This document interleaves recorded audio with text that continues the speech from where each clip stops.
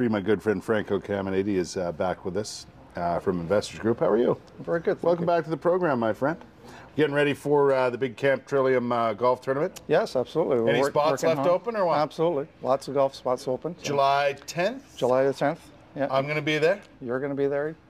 It's good fun. It's a good tournament. We have a good time. Well, yeah, lots of great people. It. Yeah, appreciate it. Sending kids to camp, it's a special thing. It is. It is. It's there's kids suffering with cancer, so yeah, try exactly. to help them out. All right, we're going to talk finances today, and we've heard a lot about the debt that people are in, and especially in North America in the last 12 or 18 months, haven't we? Yeah, it's been front and center for quite some time now. Mark Carney, the Governor of Bank of Canada, has been speaking about it. He was at the Finance Committee, House of Commons on Tuesday, and just speaking about that again, and just sending out a signal that, you know, household debt is still climbing.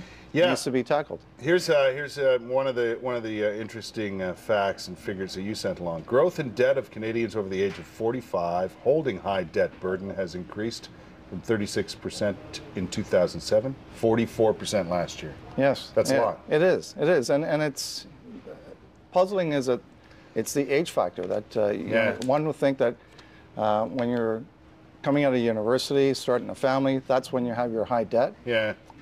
But we're also finding it it's later in life. And later in life. Well, as well. I mean, to be honest with you, folks, I'm right there with you. I know what you're going through if you're in that situation. So there's more now than common sense that needs to be used, if you ask me. Right? You got to come up with some different tools to get yourself back on track and get rid of some of that debt. Right, and that's the nice thing about it is that, you know, what I do as a financial planner is help my clients and help people that are in this situation to restructure their debt situation. So if you have several debts, credit cards, small loans and things like that, there's nothing wrong with consolidating it, packaging it all up as one, make one payment, and that way you're, you know, isolated all those loans. As long as you immediately don't go back on the credit card train. Exactly. Yeah. And unfortunately, we keep getting bombarded.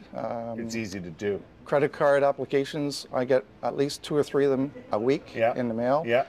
Very tempting with some great rates.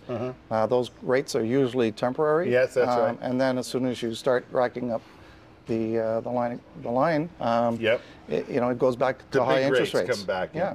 I think you know, canceling some of those credit cards if you can. Even if what if you still owe money on them?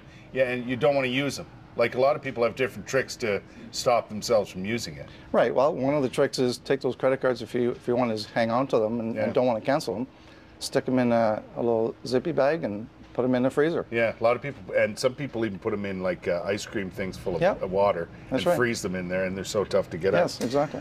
Curb your spending habits because obviously you've got to cut back on certain things, extras, luxuries, if you will, right? And not only do we get credit card applications in the mail, but we get those flyers that come in every week, and there's tons of them, and they're tempting to go out and, you know, let's go shopping. Lots of stuff to buy out there.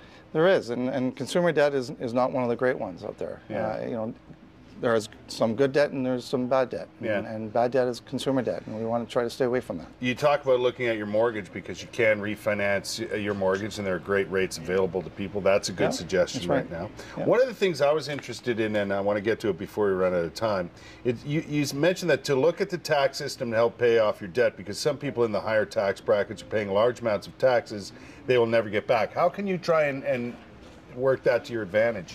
Well, let's look at those that are in maybe the high 30% marginal tax bracket, or for that matter in the 40s. They're never, if they just go along and keep paying their taxes, they're never going to get that tax money back. So one of the things that I try to do is restructure their finances so that we can free up some cash, get some money into an RSP, for an example, end up getting a tax refund, taking that tax refund and paying off your debt, helping you pay off that debt. So you're killing 2 birds with 1 stone there. Yeah, exactly. Yeah, absolutely. Many ways to go about it. And Franco, the best thing to do is get some advice Yep. and somebody who can help you, because That's right. sometimes, and I know people, believe me, I know, muddling through all that information is so difficult for people who aren't trained in that area. It's nice to get some help from someone who is. Right. Well, we always say, get some help. There's nothing wrong with asking for help, and in most cases, it's you'll find great benefits out of it. Yeah. Hey, for people who want to get in on the tournament, the tournament in July, where do they go? They can either call me or they can go to their website, camptrillium.com/Ottawa. Yeah. And all the information's there. I'll see you. If I don't see you before then, I'll definitely see you in July, my friend. Wonderful. Thanks for Good to coming by. see you. Franco Caminiti, a financial expert, a consultant who can really help you out and get you back on track.